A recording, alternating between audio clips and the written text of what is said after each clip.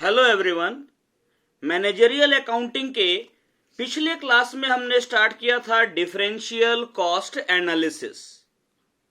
हमने differential cost का meaning जाना, डिफरेंशियल कॉस्ट एनालिसिस और डिफरेंशियल कॉस्टिंग का मीनिंग जाना और एक प्रैक्टिकल प्रॉब्लम देखा था जिसमें कि डिफरेंशियल कॉस्ट और इंक्रीमेंटल रेवेन्यू को बतलाया गया था। आज हम देखेंगे डिफरेंशियल कॉस्ट एनालिसिस और मार्जिनल कॉस्टिंग के बीच सिमिलैरिटीज और डिफरेंसेस। इसके अलावा प्रैक्टिकल एप्लीकेशन कहां होता है डिफरेंशियल कॉस्ट एनालिसिस का, उसको जानेंगे और कोशिश करेंगे कि प्रैक्टिकल प्रॉब्लम भी हम लोग एक देख लें। लास्ट क्लास में मैंने आपको बताया था कि अगर एडिशनल आउटपुट का प्रोडक्शन करने पर एडिशनल फिक्स कॉस्ट में बढ़ोतरी नहीं होती है तो डिफरेंशियल कॉस्ट और मार्जिनल कॉस्ट दोनों बराबर होगा। इसी कारण से जब फिक्स कॉस्ट कांस्टेंट रहता है तो डिफरेंशियल कॉस्ट को वेरिएबल कॉस्ट का सिनोनिम माना जाता है। यहां लिखा है as stated earlier differential cost may be synonyms with marginal cost. In fact, the theory of marginal costing is only a part of the more comprehensive technique of differential costing. मतलब ये जो marginal costing है ना, ये differential costing technique का ही एक part है। These two techniques are similar in some respects but also differ in certain other fields. कहीं कहीं समानता है और कुछ क्षेत्रों में असमानता भी है। The points of similarity and difference are summarized below. सबसे पहले है similarities. पहला है both the techniques are based on the classification of costs into fixed and variable. दोनों ही तकनीकें लागत के इस वर्गीकरण पर आधारित हैं कि लागत को हम स्थिर और परिवर्तनशील में बांट सकते हैं। When fixed costs do not change, the differential cost and marginal cost are the same. अगर स्थिर लागत में कोई बदलाव नहीं होता है, उस परिस्थिति में अंतर लागत और सीमांत लागत दोनों ही एक समान होती है। मतलब अगर फिक्स कॉस्ट में कोई चेंज ना आए तो डिफरेंशियल कॉस्ट और मार्जिनल कॉस्ट दोनों सेम होता है और दोनों ही टेक्निक कॉस्ट के इस क्लासिफिकेशन पर आधारित है, बेस्ड है कि हम कॉस्ट को फिक्स और वेरिएबल में बांट सकते हैं। दूसरी सिमिलैरिटी है both differential costing and marginal costings are techniques of cost analysis and presentation. ये दोनों ही तकनीकें जो हैं, चाहे वो डिफरेंशियल कॉस्टिंग अंतर लागत पद्धति हो या मार्जिनल कॉस्टिंग सीमांत लागत पद्धति हो, दोनों ही तकनीकें लागत विश्लेषण और लागत के प्रस्तुतिकरण के लिए उपयोग में लाई जाती हैं। मतलब ये जो दोनों टेक्निक है, दोनों का इस्तेमाल हम लोग करते हैं कॉस्ट को एनालाइज करने में और कॉस्ट को प्रेजेंट करने में। तीसरी सिमिलैरिटी है both the techniques are used by the management in decision making and formulating policies. ये जो दोनों टेक्निक्स है, चाहे वो डिफरेंशियल कॉस्टिंग हो चाहे वो मार्जिनल कॉस्टिंग हो, दोनों ही टेक्निक्स का इस्तेमाल प्रबंध निर्णय लेने में करता है और नीतियां बनाने के लिए करता है। तो ये तो हुई सिमिलैरिटी। अब देखते हैं डिफरेंस। डिफरेंस दिया हुआ है पहला, the technique of marginal costing excludes all fixed cost from its analysis, whereas differential cost analysis includes identifiable or traceable fixed cost. ये जो मार्जिनल कॉस्टिंग का टेक्निक है, इस टेक्निक में एनालिसिस करते समय फिक्स कॉस्ट को छोड़ दिया जाता है, जबकि डिफरेंशियल कॉस्ट एनालिसिस में ऐसे फिक्स कॉस्ट को शामिल किया जाता है जिसको पहचाना जा सकता है, जिसको खोजा जा सकता है। Identifiable fix cost are those which change between alternatives since these are identifiable with specific alternatives। मतलब कहने का मतलब है, देखिए सिमिलैरिटी है कि फिक्स और वेरिएबल दो कैटेगरी में हम कॉस्ट को बांट सकते हैं। अंतर यह है कि मार्जिनल कॉस्टिंग एनालिसिस में हम लोग फिक्स कॉस्ट को एक्सक्लूड करते हैं, लेकिन डिफरेंशियल कॉस्ट एनालिसिस में ऐसे फिक्स कॉस्ट को जोड़ना होता है जो कि आइडेंटिफिएबल हो चाहे ट्रेसेबल हो। दूसरा, marginal costs may be incorporated into the formal accounting system, while differential costs are worked out separately for reporting to management for making specific decisions। ये जो मार्जिनल कॉस्ट है, इसको हम लोग फॉर्मल अकाउंटिंग के सिस्टम में शामिल कर सकते हैं, लेकिन जो डिफरेंशियल कॉस्ट है, अंतर लागत है, उसको हम लोग खास तौर से मैनेजमेंट के स्पेसिफिक डिसीजन की रिपोर्टिंग के लिए ही कैलकुलेट करते हैं। मतलब जो आपका फॉर्मल अकाउंटिंग सिस्टम है, उसका पार्ट मार्जिनल कॉस्ट बन सकता है, लेकिन डिफरेंशियल कॉस्ट तो तभी निकाला जाएगा जब मैनेजमेंट को इसकी जरूरत हो किसी डिसीजन मेकिंग के लिए। तीसरा अंतर है, in marginal costing contribution, profit volume ratio, key factors etcetera are the main yardsticks for evaluation of performance and making decisions.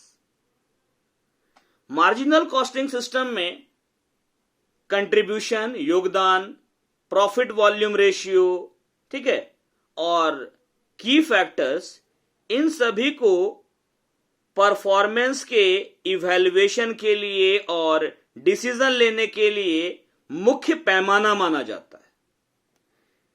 In differential cost analysis, on the other hand, comparison is made between differential cost and incremental revenue for decision making purposes। जबकि अंतर लागत विश्लेषण में अंतर लागत और incremental revenue यानी कि डिफरेंशियल कॉस्ट और इंक्रीमेंटल रेवेन्यू के बीच में तुलना की जाती है और तब जाकर निर्णय लिया जाता है। कहने का मतलब है, मार्जिनल कॉस्टिंग में डिसीजन लेने के पर्पस से कंट्रीब्यूशन, पीवी रेशियो, की फैक्टर वगैरह को मुख्य पैमाना माना जाता है, जबकि डिफरेंशियल कॉस्ट एनालिसिस में डिफरेंशियल कॉस्ट और इंक्रीमेंटल रेवेन्यू के बीच में तुलना करके निर्णय लिया जाता है। चौथा अंतर है, in marginal costing, marginal cost और contribution per unit may be considered for decision making, but differential cost is considered in total amount and not per unit। Marginal costing में मार्जिनल कॉस्ट या कंट्रीब्यूशन पर यूनिट को निर्णय लेने के लिए ध्यान में लिया जा सकता है, लेकिन डिफरेंशियल कॉस्ट जो है, अंतर लागत जो है, ये पर यूनिट में नहीं निकाला जाता है, टोटल में ही इसको कैलकुलेट किया जाता है। चाहे डिसीजन जो लेना होता है वो टोटल अमाउंट के बेस पर लिया जाता है, डिफरेंशियल कॉस्ट का पर यूनिट अमाउंट नहीं निकाला जाता है। पांचवा है, differential cost analysis can be made in the case of both absorption costing as well as marginal costing. यह अंतर इस बात पर है कि मार्जिनल कॉस्टिंग एनालिसिस जो है उसको हम लोग केवल मार्जिनल कॉस्टिंग सिस्टम में ही यूज में ला सकते हैं। यानी कि जो एब्जॉर्प्शन कॉस्टिंग है, इसमें मार्जिनल कॉस्ट का इस्तेमाल नहीं होता है, लेकिन डिफरेंशियल कॉस्ट एनालिसिस का इस्तेमाल एब्जॉर्प्शन कॉस्टिंग और मार्जिनल कॉस्टिंग दोनों के लिए होता है। ठीक है, तो ये हमने देखा सिमिलैरिटी और डिफरेंसेस। अब देखते हैं practical applications of differential cost analysis. बहुत सारे प्रबंधकीय निर्णय जिनमें विभिन्न विकल्पों के बीच में चुनाव करने की समस्या आती है, उनको हम लोग अंतर लागत विश्लेषण की मदद से इन समस्याओं से पार पा सकते हैं। इस प्रकार के निर्णय कौन कौन से हैं? ये है practical applications of differential cost analysis. तो अंतर लागत विश्लेषण का जो प्रायोगिक इस्तेमाल है वो कहां कहां होता है? First, determining optimum level of production, उत्पादन का उत्तम स्तर निर्धारित करने के लिए। दूसरा, एक्सेप्टिंग ए स्पेशल ऑर्डर। तीसरा, एडिंग और ड्रॉपिंग ए प्रोडक्ट लाइन। चौथा, इवैल्यूएटिंग मेक और बाई ऑल्टरनेटिव्स। पांचवा, फर्दर प्रोसेसिंग। और छठा, इंट्रोड्यूसिंग एन एडिशनल शिफ्ट। तो फर्स्ट इसमें देखते हैं determination of the optimum level of production, मतलब उत्पादन का जो स्तर है वो उत्तम कब होगा, उसका निर्धारण कैसे किया जाएगा। द ऑप्टिमम मतलब कि जब हम लोग optimum level of production determine करते हैं तो हम लोग डिफरेंशियल कॉस्ट और इंक्रीमेंटल रेवेन्यू के बीच में अंतर निकालते हैं, तुलना करते हैं और तब जाकर निर्णय लिया जाता है, जहां पर डिफरेंशियल कॉस्ट और इंक्रीमेंटल रेवेन्यू के बीच का अंतर सबसे बड़ा होता है। यहां लिखा है the optimum level is that level of production where profit is the maximum. उत्पादन का उत्तम स्तर वो होगा जहां पर लाभ अधिकतम हो। In order to arrive at a decision of this type, the differential costs are compared with incremental revenue at various levels of output. उत्पादन के विभिन्न स्तरों पर जो डिफरेंशियल कॉस्ट है उसकी हम तुलना करते हैं उसी स्तर के इंक्रीमेंटल रेवेन्यू से। डिफरेंशियल कॉस्ट क्या है? दो डिफरेंट ऑल्टरनेटिव्स के कॉस्ट का अंतर। इंक्रीमेंटल रेवेन्यू क्या है? दो डिफरेंट ऑल्टरनेटिव्स जो रेवेन्यू मिल रहा है उसका अंतर। So long as the incremental revenue exceeds differential costs, it is profitable to increase the output. जब तक इंक्रीमेंटल रेवेन्यू डिफरेंशियल कॉस्ट से ज्यादा होता है तब तक उत्पादन को बढ़ाते रहना लाभदायक होता है। But as soon as the differential cost equals or exceeds incremental revenue, it is no more profitable to increase the volume of output. लेकिन जब डिफरेंशियल कॉस्ट इंक्रीमेंटल रेवेन्यू के बराबर हो जाए या डिफरेंशियल कॉस्ट अगर इंक्रीमेंटल रेवेन्यू से ज्यादा हो जाए तो उस कंडीशन में उत्पादन की मात्रा को बढ़ाना फायदेमंद नहीं होता है। ठीक है, एक प्रैक्टिकल प्रॉब्लम लेते हैं। ये प्रैक्टिकल है आपका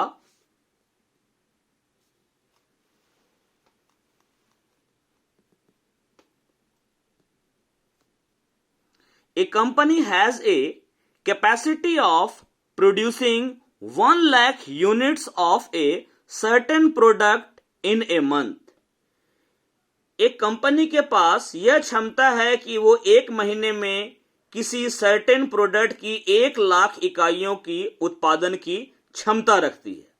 मतलब कंपनी एक महीने में 1 लाख यूनिट प्रोड्यूस कर सकती है।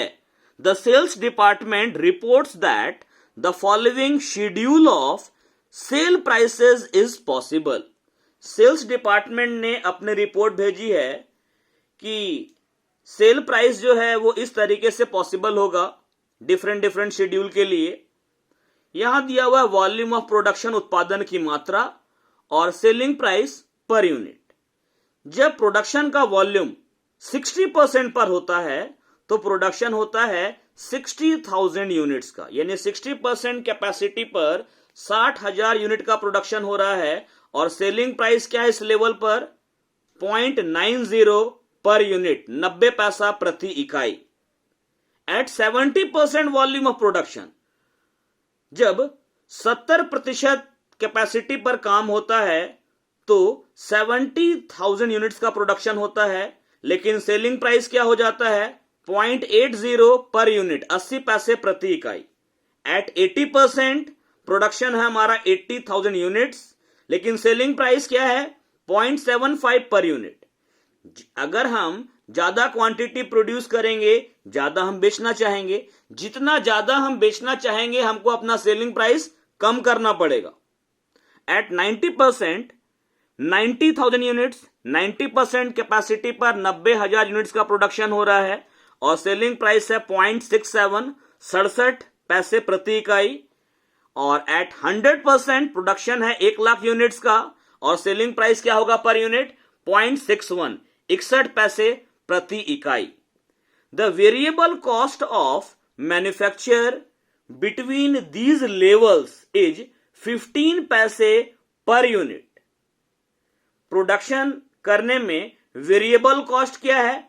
15 पैसे प्रति इकाई। 1 यूनिट का प्रोडक्शन करने में 15 पैसे का वेरिएबल कॉस्ट, मार्जिनल कॉस्ट बैठता है। एंड फिक्स कॉस्ट कितना है? ₹40,000, 40,000 रुपए का फिक्स कॉस्ट है। Prepare a statement showing incremental revenue and differential cost of each stage.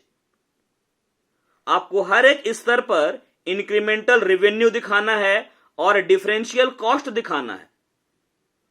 इसके आगे है at which volume of production will the profit be maximum. उत्पादन की किस मात्रा पर लाभ अधिकतम होगा। तो सॉल्यूशन देखते हैं इसका।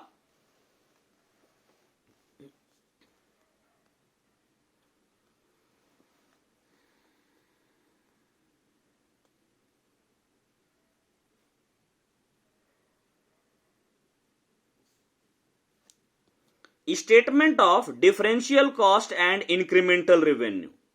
इसमें एक तरफ दिखा रहे हैं, फर्स्ट कॉलम कैपेसिटी के लिए ले लिए, दूसरा column units of output. Capacity ये दिया हुआ है, यूनिट्स आउटपुट का ये है।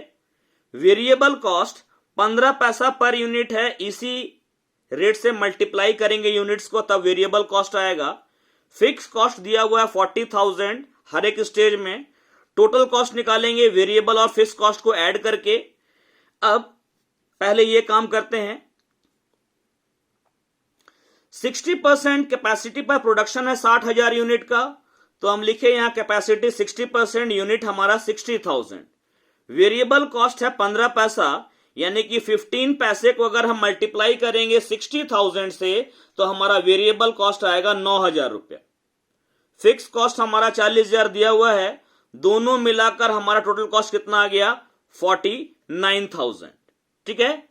70% कैपेसिटी पर प्रोडक्शन कितना हो रहा है? 70,000 यूनिट्स का। तो हम यहां पर क्या किए? 70% लिए कैपेसिटी, यूनिट्स हमारा 70,000।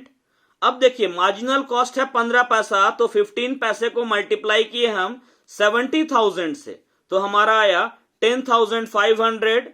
फिक्स कॉस्ट हमारा 40,000 है, तो 70% लेवल पर हमारा टोटल कॉस्ट कितना हो गया? Variable cost plus fix cost मिलाकर 50,500 रुपया। ठीक है। इसी तरीके से 80, 90 और 100 का निकाला जाएगा। 80% पर हमारा प्रोडक्शन है 80,000 यूनिट का, 15 पैसे के रेट से वेरिएबल कॉस्ट होगा, 15 पैसा को इंटू करेंगे 80,000 से, 80,000 इंटू 0.15, 12,000 आएगा। फिक्स कॉस्ट 40,000 है, दोनों मिलाकर हमारा 52,000 हो गया। 90% प्रोडक्शन लेवल पर यूनिट्स है हमारा प्रोडक्शन का 90,000। 90,000 को इंटू करेंगे 15 पैसा का जो पर यूनिट वेरिएबल कॉस्ट है, इससे तो 15 यानी 0.15 इंटू 90,000 आएगा 13,500। फिक्स कॉस्ट हमारा 40,000 है, दोनों मिलाकर हो गया 53,500 टोटल कॉस्ट। 100% कैपेसिटी पर प्रोडक्शन है 1 लाख यूनिट का, 1 लाख इंटू 15 पैसा। वेरिएबल कॉस्ट हो जाएगा हमारा 15,000, फिक्स कॉस्ट है 40,000, 15 और 40 मिलाकर 55,000 आ गया टोटल कॉस्ट। अब इस टोटल कॉस्ट से हम निकालेंगे डिफरेंशियल कॉस्ट। जब हम 60,000 यूनिट का प्रोडक्शन कर रहे हैं, टोटल कॉस्ट हमारा 49,000 है। अगर हम 70,000 यूनिट का प्रोडक्शन करते हैं, टोटल कॉस्ट हमारा 50,500 है। मतलब इन दोनों ऑल्टरनेटिव में कॉस्ट में डिफरेंस क्या आ रहा है? बड़े वाले कॉस्ट में से छोटे वाले कॉस्ट को माइनस करेंगे। 50,500 में घटाए 49,000 को 1,500 आया डिफरेंशियल कॉस्ट। अब ये 70-80 मिलेंगे। 70,000 में टोटल कॉस्ट है 50,500, 80,000 प्रोडक्शन में है 52,000, यानी 80,000 यूनिट का प्रोडक्शन करने पर टोटल कॉस्ट 52,000 और 70,000 यूनिट का प्रोडक्शन करने पर टोटल कॉस्ट है 50,500।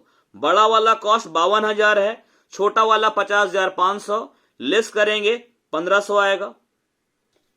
ऐसे ही यहां पर 90% पर हमारा कॉस्ट है 53,500 और 80% पर हमारा टोटल कॉस्ट है 52,000, तो हमारा डिफरेंशियल कॉस्ट आया 1,500। फिर हम लोग 55,000 में 53,500 लेस करेंगे, हमारा डिफरेंशियल कॉस्ट आएगा 1,500। अब हम लेंगे सेल्स। सेलिंग प्राइस क्वेश्चन में दिया हुआ है 60,000 यूनिट्स का प्रोडक्शन करने पर सेलिंग प्राइस है 0.90, तो 60,000 को इंटू करेंगे 0.90 से, तो हमारा सेल होगा 54,000 का। 70% कैपेसिटी पे हमारा सेलिंग प्राइस हो जाता है 0.80, तो 70,000 को 0.80 से मल्टीप्लाई करेंगे, हमारा सेल्स आएगा 56,000। 80% कैपेसिटी में हमारा सेलिंग प्राइस है 0.75, 0.75 को मल्टीप्लाई किए हम 80,000 से, हमारा सेल्स आएगा 60,000। 90,000 पर है हमारा सेलिंग प्राइस 0.67, तो 90,000 इंटू 0.67 हमारा सेल आ जाएगा 60,300, 60,300। 100% कैपेसिटी पे हमारा सेलिंग प्राइस है 0.61 पर यूनिट, तो 0.61 को मल्टीप्लाई करेंगे 1 लाख से, 1 लाख इंटू 0.61 ये हमारा आएगा 61,000। अब देखिए 60,000 प्रोडक्शन लेवल पर रेवेन्यू यानी कि सेल है 54,000 का और 70,000 यूनिट के प्रोडक्शन में हमारा रेवेन्यू है 56,000 का। बड़ा वाला रेवेन्यू में छोटा रेवेन्यू माइनस करेंगे, 56 माइनस 54 आएगा 2,000। फिर निकालेंगे नेक्स्ट ऐसे ही 60,000 माइनस 56,000, क्योंकि 80,000 प्रोडक्शन लेवल पर हमारा सेल है 60,000 का और 70,000 प्रोडक्शन लेवल पर सेल है 56,000 का, यानी कि हमारा इंक्रीमेंटल रेवेन्यू 60 माइनस 56 4,000 आया। 80,000 लेवल पर है 60,000 का रेवेन्यू, 90,000 पर हमारा रेवेन्यू है 60,300, तो हमारा इंक्रीमेंटल रेवेन्यू कितना है 60,300 में 60,000 घटाएंगे 300 रुपए आएगा। इस बार 61,000 का है टोटल सेल, प्रीवियस 60,300, डिफरेंस हमारा 700 का है इंक्रीमेंटल रेवेन्यू। अब गौर कीजिए 70% प्रोडक्शन लेवल पर यानी कि 60 से 70 जाने पर हमारा कॉस्ट 1,500 बढ़ता है, रेवेन्यू कितना बढ़ रहा है 2,000, यानी हमको 500 का फायदा है, हम प्रोडक्शन और बढ़ाएंगे। 80% लेवल 70 से 80% जाने पर हमारा डिफरेंशियल कॉस्ट बढ़ रहा है 1,500, जबकि रेवेन्यू कितना इंक्रीमेंट कर रहा है 4,000। 1,500 कॉस्ट बढ़ा और इनकम बढ़ गया 4,000, फायदेमंद है ना। लेकिन अगर हम 90% पर काम करने लगे तो हमारा डिफरेंशियल कॉस्ट 1,500 होगा, लेकिन रेवेन्यू कितना बढ़ेगा 300, यानी खर्चा अधिक बढ़ गया और रेवेन्यू इनकम कम बढ़ा। तो हम इस लेवल पर काम करेंगे तो घाटा ना हो जाएगा। तो हमारे लिए प्रोडक्शन का ऑप्टिमम लेवल क्या होगा? 80% वाला, क्योंकि यहां पर डिफरेंशियल कॉस्ट और इंक्रीमेंटल रेवेन्यू के बीच का अंतर सबसे ज्यादा है। लिखा भी है आपका, at 80% volume of production, profit is maximum. This is because at this level, incremental revenue is rupees 4,000, whereas differential cost is rupees 1,500, resulting in additional profit of rupees 2,500. After 80% level, differential cost exceeds incremental revenue, thereby resulting in a loss. अब 80 के बाद से क्या हो रहा है कि incremental cost बड़ा हो, डिफरेंशियल कॉस्ट बड़ा हो जा रहा है इंक्रीमेंटल रेवेन्यू से, और परिणाम स्वरूप हमको नुकसान हो जाएगा। तो इस क्वेश्चन में प्रोडक्शन का ऑप्टिमम लेवल, यानी कि वो लेवल जहां प्रॉफिट मैक्सिमम होगा, वो है 80% कैपेसिटी पर काम करना। Thank you. बाकी नेक्स्ट क्लास में